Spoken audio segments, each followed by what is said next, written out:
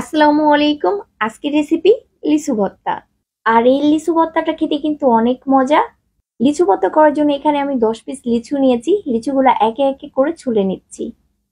তোমরা যদি বাজার থেকে লিচু কিনে আনার পর বাই চান্স দেখো লিচুটা অনেক টক, তাহলে কিন্তু আমার মতো এরকম লিচু ভর্তা করে খেতে পারো। আর এই লিচু ভর্তাটা খেতে কিন্তু একটু টক লিচু হলেই বেশি ভালো হয়। আর এই লিচু ভর্তা কিন্তু দুই ভাবে ভর্তা করা যায়। একটা হলো লিচু থেকে লিচুর বিচিটা আলাদা করে শুধু মাংসটা ভর্তা করা যায়। আরেকটা হলো লিচুর বিচি সহকারেই ভর্তা করে নেওয়া যায়। তোমরা যদি চাও লিচু থেকে লিচুর বিচিটা আলাদা করে শুধু মাংসটা ভর্তা করে নিতে পারো, না হলে আমার মতো লিচুর বিচি সহকারে আস্ত করে ভর্তা করে নিতে পারো। আর এই লিচু ভর্তা লিচুর বিচিটাও কিন্তু চেটে খেতে অনেক ভালো লাগে। এখন লিচুর মধ্যে দিয়ে দিচ্ছি লেবু, আর লেবুটা আমি গোল গোল করে কেটে ঠিক এইভাবে দিচ্ছি।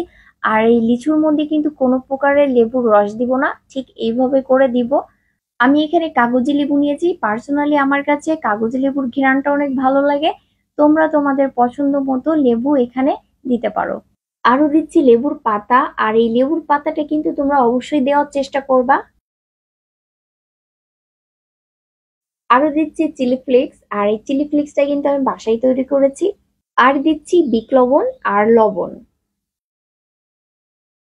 আরো দিব চিনি।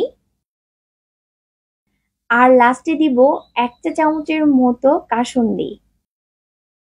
কাসুন্দি দিয়ে নেড়ে চেড়ে ভালো করে মাখাই নিব।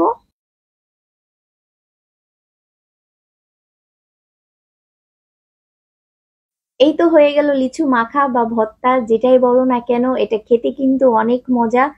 যারা খেয়েছো তারা তো জানো, আর যারা এখনো লিচু ভর্তা খাও নাই তারা অবশ্যই আমার রেসিপিটা ফলো করে একবার হলেও লিচু ভর্তা করে খেতে পারো। এই লিচু ভর্তাটা দেখতে যেরকম রসালো হয়েছে, খেতেও কিন্তু অনেক টেস্ট হয়েছে।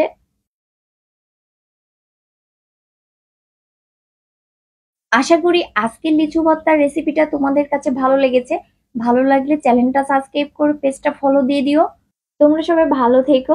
Thank you watching my video. আল্লাহ হাফেজ।